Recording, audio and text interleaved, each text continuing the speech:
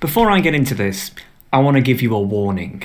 What I'm going to show you today is more than likely going to make you feel absolutely furious. But this is something that affects everyone, and I think that you need to know what's going on here. I am of course referring to house prices.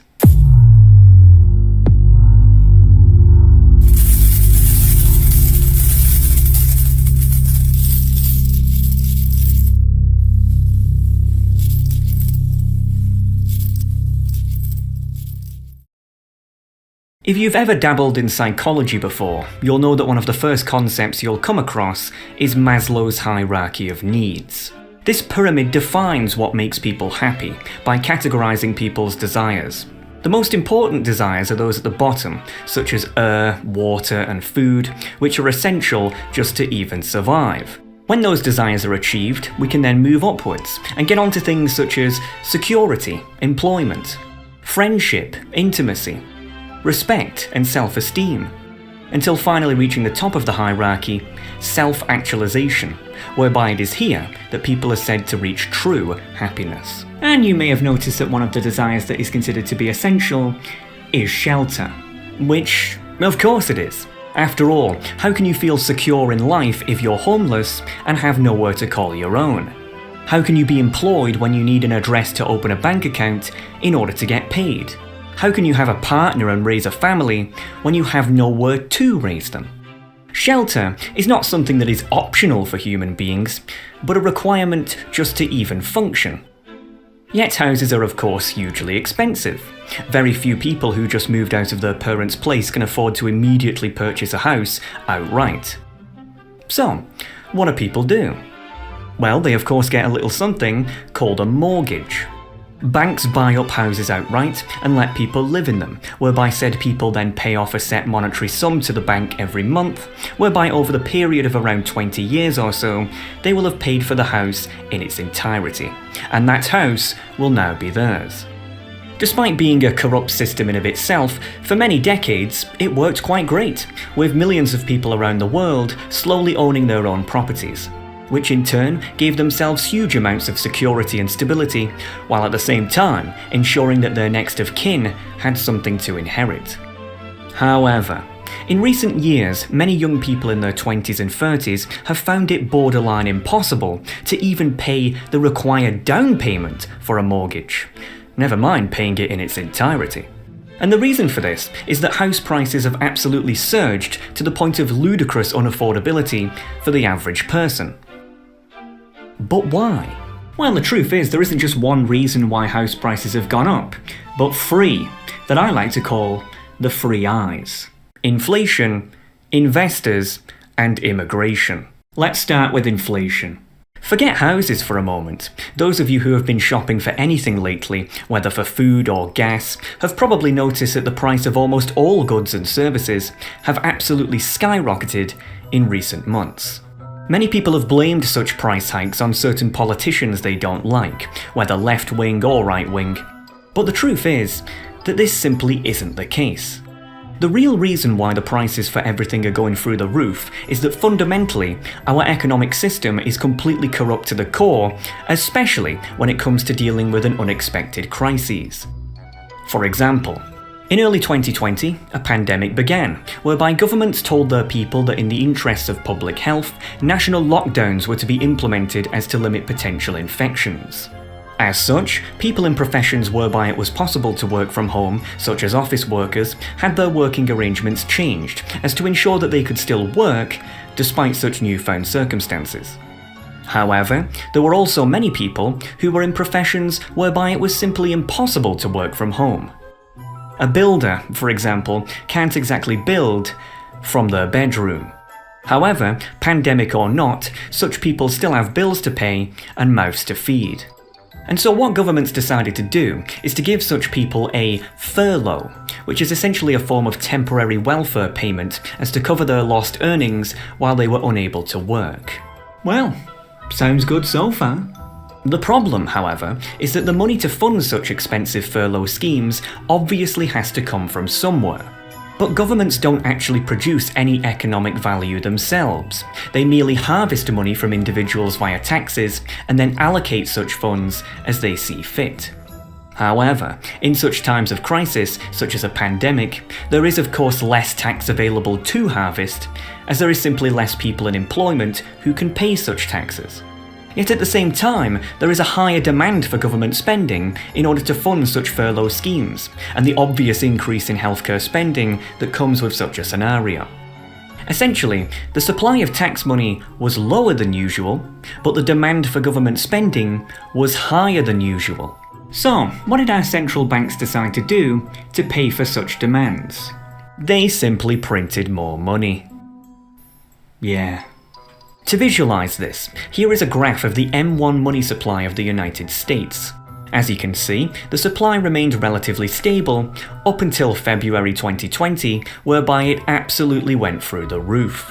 But you're probably thinking, well yeah, that graph looks pretty bad, but it only goes back 3 years.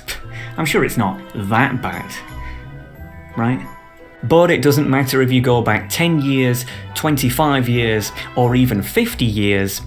As you can see, there has never been as many US dollars in circulation than now, and not by a large margin. Even the economic crisis of 2008 looks completely insignificant in comparison. But so what? I mean, how does this affect prices? Isn't having more dollars in circulation a good thing? No, it isn't. For example, if I put you on an island with a handful of people and only gave them $1 each, but gave you and you only $100, that would mean that you'd be 100 times richer than everyone else on the island, and as such, you'd have a huge amount of purchasing power. But if the next day I gave everyone else $1,000 while giving you nothing, then even though the amount of money you have, $100, has not changed, because everyone else is now suddenly far richer, your $100 is now worth far less than it was yesterday. This is because the value of your money isn't just determined by how much you have, but also how much everyone else has in comparison. And so, if back in 2019 you had, say, $1,000 in the bank and did nothing with it, then today you will still have $1,000 in the bank, but whether you like it or not, that $1,000 is now worth less, because there's more dollars out there in circulation. What this means is that essentially, every time our central banks print more money, you factually get poorer. Welcome to the wild world of inflation. And so, on paper, it's not so much that prices are actually going up, but that the purchasing power of each individual dollar is simply going down. And when I put it that way, it doesn't sound that bad. But it is still bad, because wages aren't keeping up with inflation, and so in effect, everyone is still getting screwed over. For example, if an Alex Hexagon Funko Pop costed just $1 each, and you got paid $10 an hour, then that means that you could buy 10 Alex Hexagon Funko Pops for every hour that you worked. What a bargain! But if, due to inflation, the price went up to $1.25, but you still only got paid $10 an hour, well then now you can only buy 8 per hour. The horror! Now with small items such as in the Funko Pop example, if the price went up by 25%, then that's not really that bad, as after all, it's only an increase of 25 cents per unit. Big deal! But if something like, I don't know, a house goes up by 25% in price, then that's an increase of tens of thousands of dollars. Tens of thousands of dollars that most people simply can't afford. Inflation is great in the short term, as the economy keeps chugging along and no one notices it. Well, until a few months later, when suddenly the prices for everything start to skyrocket. For the few among you who are curious about what the central bank should have done instead of inflation, you can pause to read this extraordinarily boring idea that I had, that I won't bother voicing over, as it would probably make you go to sleep. So you're probably thinking at this point that, wow, currencies like the dollar, euro and pound are really unstable investments. And yeah, it's almost like fiat currencies that aren't tied to any commodity and can be inflated to oblivion overnight aren't worth saving as toilet paper. That's why a lot of wealthy people instead like to diversify their wealth into actual tangible assets, such as gold and silver, that, at least until cloning comes into effect, will pretty much always retain some level of value. But do you want to know what's an even better asset than even precious metals? Houses. Which brings us on to the second I. Investors. Houses, or just property in general, is by far one of the most lucrative investments a person can hold. Why? Because like precious metals, a house will always inherently have value. Because, well, it's a house. But unlike precious metals, you can also make some money out of it while still owning it, by simply renting it out. Have you ever heard of an AMC before? AMC stands for Asset Management Company.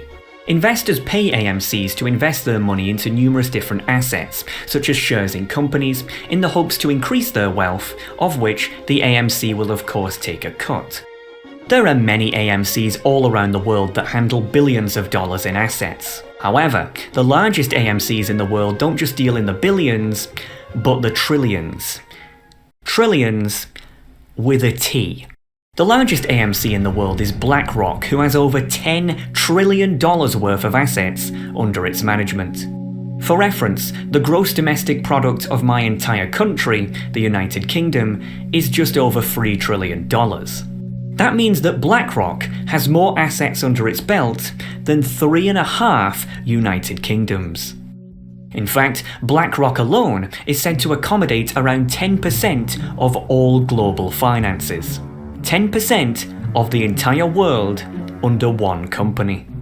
And remember, BlackRock is just one of many AMCs. Vanguard Group, their closest competitor, is worth almost as much as them. Recently, AMCs like BlackRock and other investors have been buying up a ton of houses, whereby they then hold on to them and rent them out to individuals. According to John Burns Real Estate Consulting, 1 in 5 houses sold in the United States' top housing markets is now purchased by someone who will never move into the house, aka an investor.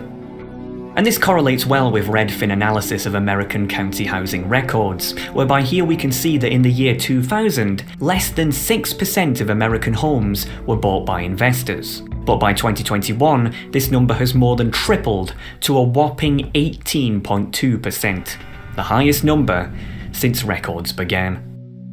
At the same time, US home ownership rates have absolutely plummeted, and have been for years. According to the British government, there are now more households in the UK that are renters than mortgage holders or homeowners, by a significant margin. And this statistic is even more striking when you break it down by age. When it comes to people who are over 75, 79% own their own home or have a mortgage, whereas just 21% are renters. Meanwhile, when it comes to people aged between 16 to 24, only 9% own their own home or have a mortgage, whereas 91% are renters.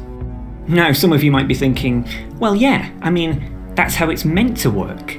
Obviously, people who are young won't own their own homes yet, whereas people who are old will. But that's not the surprising part.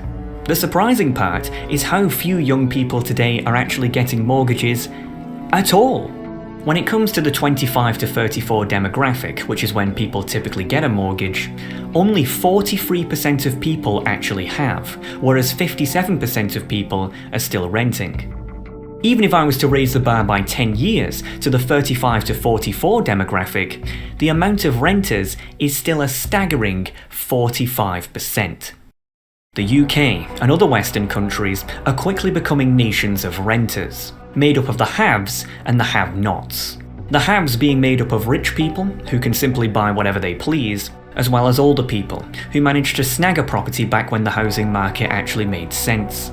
The have-nots, on the other hand, are made up of poor people who can barely afford food, never mind a house, and young people who were simply priced out the market before they were even born. Gee, this is terrible. I bet our media is outraged about this. Bloomberg, America should become a nation of renters. What? Rising real estate prices are stoking fears that home ownership, long considered a core component of the American dream, is slipping out of reach for low and moderate income Americans. That may be so, but a nation of renters is not something to fear. In fact, it's the opposite.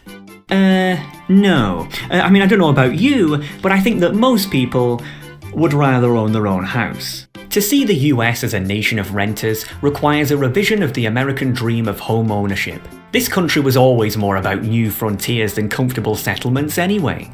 Well, Americans, you heard it here first. Don't bother trying to own your own home. No, that's so 20th century. Just rent instead. It's the new American way.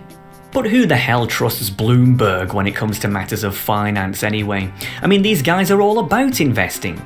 Let's check out a more left-wing website instead. Vox.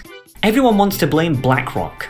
No one wants to blame low supply, low mortgage rates, and enormous demand for starter homes. Wait, Vox? Isn't Vox that far-left American news site that's ran by a bunch of blue-haired wokists? What are they doing defending BlackRock?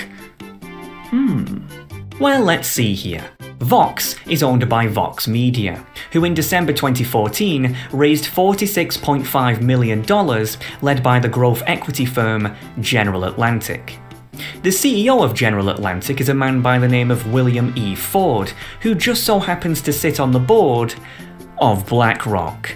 Oh well, that's not a conflict of interest at all.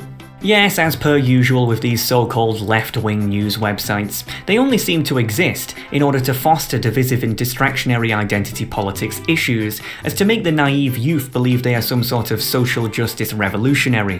When in reality, these Che Guevara wannabes are fed by the same wealthy corporate hand that they claim to despise. The Economist. How an obsession with home ownership can ruin the economy. Excuse me? An obsession with home ownership? What do you mean, obsession? What next? An obsession with breathing oxygen? An obsession with drinking water? What? But why is there this pressure to get on the property ladder? People don't really question the idea that home ownership is a good thing. It's something that they've always been told and assume it must be true. No. No one is told that owning a house is a good thing. It's common sense. It is a good thing. The obsession with home ownership has had unintended consequences, which have not only distorted the housing market, but brought the financial system to its knees. The realization of the American dream, the envy of the entire world.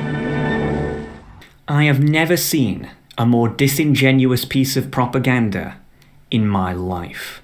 The fact that these people are trying to imply that the 2008 Lehman Brothers crash was caused by people wanting to own their own homes is not just a flat-out lie, but frankly, a shameful attempt at deception. The 2008 crash was caused by greedy bankers giving out mortgages like candy to people they knew would default on them.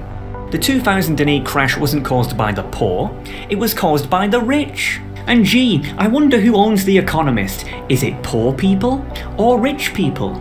Well, let's see. As it turns out, a combination of barons, billionaire businessmen, and even more AMCs. Shocking. Granted, it shouldn't be particularly surprising that the owners of a media company called The Economist are wealthy.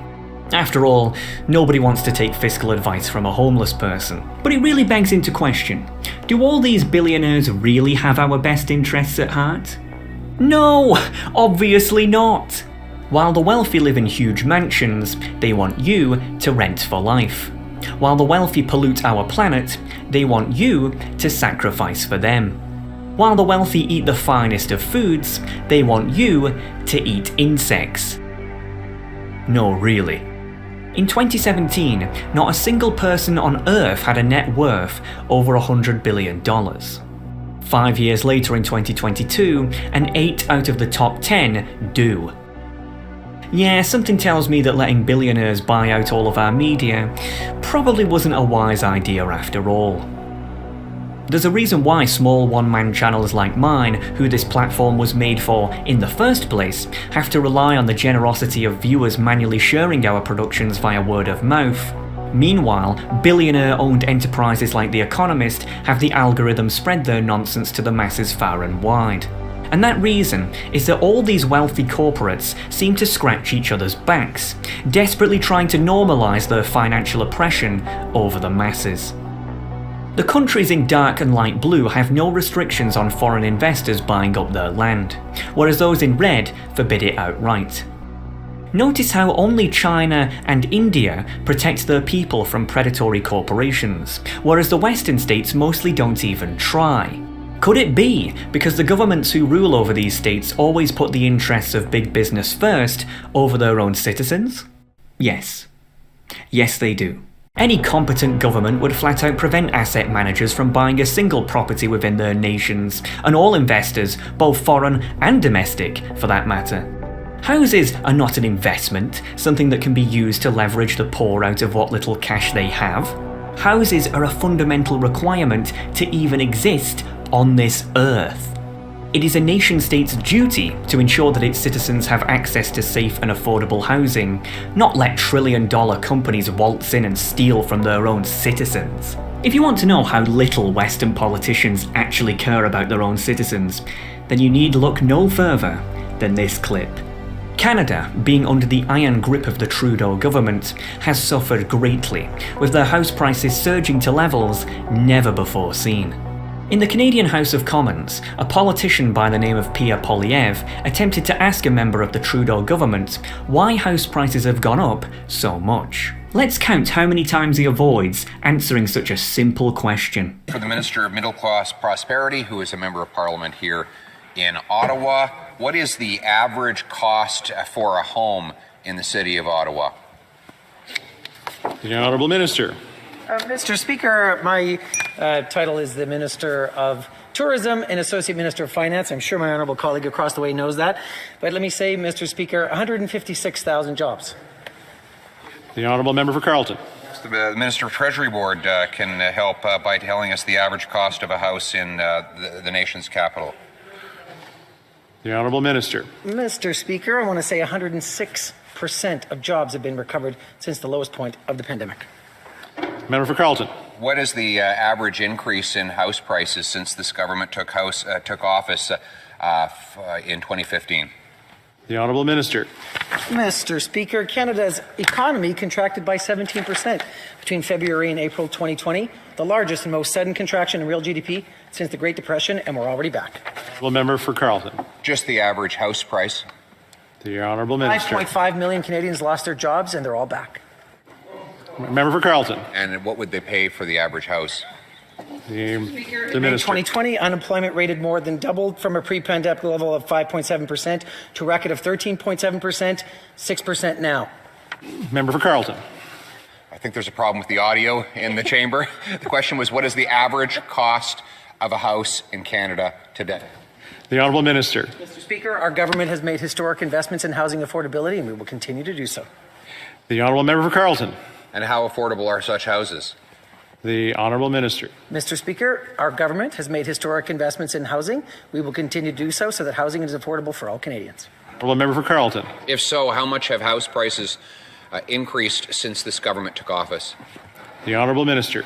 Mr. Speaker, let's talk about how it is possible for people to afford their houses with good employment, and that's why employment income fell by an unprecedented $28 billion during the pandemic. Honourable Member for Carleton. One last time, in dollars, how much have house prices risen since this government took office? The Honourable Minister. Mr. Speaker, consumer confidence is back. People are back to work. 106% of jobs have been recovered since the lowest point in the pandemic. The Honourable Member for Carleton. How much? Minister. From a steep decline in profits, we're back 66% since the bottom of the pandemic. Carleton. How much? Minister. Mr. Speaker, the economy is recovering. Member for Carleton. Does the minister have any idea what it costs for the average person to buy a house in Canada? Does he have any idea, or does he even care? Mr. Speaker, the Minister. City helped more than 213,000 businesses stay afloat. Well, I think that the average Canadian can see how much this government knows and cares about the cost of buying a home in this country, which is their level of care is zero. I'm going to give him one last chance. Can he tell us what it costs the average Canadian to buy the average house in Canada today? How much? The Honourable Minister. Mr. Speaker, the CERB helped nearly 9 million Canadians who lost their jobs when COVID hit, making housing affordable for them. We will continue to do so. They hand him a speech that they wrote for him, a bureaucrat wrote for him, and he just stays glued to it. I mean, why don't we just elect a robot to read off these speeches that are written by bureaucrats in the finance department? Because that robot at least would stick more tightly to the script than he has. If he doesn't actually have any answers to the factual questions, is it possible that he could be replaced with a robot? If that doesn't show you how little these politicians respect you, then I don't know what will.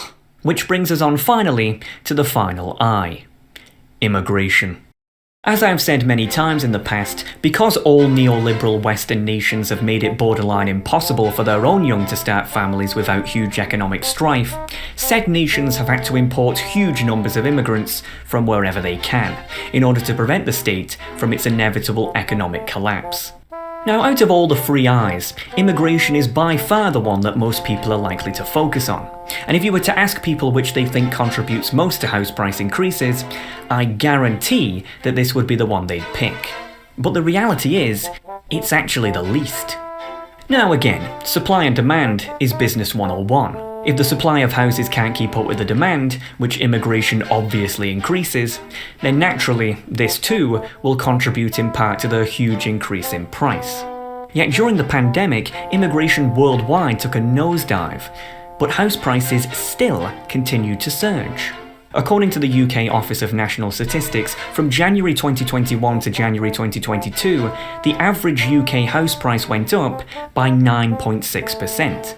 Yet the population certainly didn't go up by that same percentage. If immigration really was a major factor, then this logic simply wouldn't hold true. Make no mistake, immigration certainly does contribute to rising house prices, and if said leaders actually cared about their own people, they would instead make it easier for young people to start families, so that their nations didn't need to rely on imported workers in the first place, as I and everyone else with a brain have said many times before. However, clearly immigration does not affect house prices as much as many are led to believe. Could it possibly be that these same billionaire-owned media outlets keep creating artificial culture wars between different groups of people by constantly pushing identity politics based on religion, race, gender, or just plain political tribalism?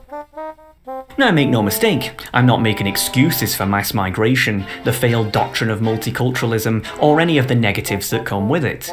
I mean, just ask these guys. However, what I am saying is that the anger towards immigrants is more often than not displaced. The truth is that the real battle today isn't Christian versus Muslim, white versus black, or male versus female. The real battle is between commoners versus elites, whether people like it or not. Despite the differences between all of us, our struggle is ultimately one and the same. The struggle against the rapidly expanding corporate takeover of every aspect of our lives and the worldwide oppression that spawns from it. The first world is rapidly becoming a totalitarian dystopia, whereby nobody owns anything and we are ruled by the worst and most idiotic among us. And the third world is having its natural resources siphoned away alongside many of its greatest people due to brain drain. Make no mistake, dear viewer, this tyranny is global. Yet ironically, to defeat such global tyranny, we need to have a global movement ourselves. Unfortunately, the only people who even somewhat understand what's going on are the far leftists, who understand the economic issues, and the far rightists, who understand the social issues. Yet both of these groups of people despise each other due to only seeing half the picture. Trying to unite these two opposing groups seems like an almost impossible task, being as tribalistic and polarised as they are. But I am confident that so long as the truth is brought before them, then slowly but surely they will unite under one common banner, putting their feeble differences aside to assist in what will become the most seismic event in human history: the multi-decade-long cultural and economic resistance against such global tyranny. That, by the way, is already underway. Why you'll never own a house? Well, you might do, actually. If you're lucky enough to inherit one, or if you work yourself to the bone for the rest of your life, then you might just own one just before the ripe age of 80. To own a house is to own a small slice of our earth, a place whereby you and your loved ones may feel safe and secure. But such a right is quickly becoming a privilege. Just ask your parents or grandparents how much easier it was for them and see what they have to say. Over the coming decades, the people must end fiat currency that is backed by nothing but illusions of grandeur. The people must end predatory billionaire investing, especially on necessities like housing. And the people must end exploitative mass migration that pits innocence against innocence. We must not allow the wealthy to buy up our world and turn us into serfs. Not now, and not ever.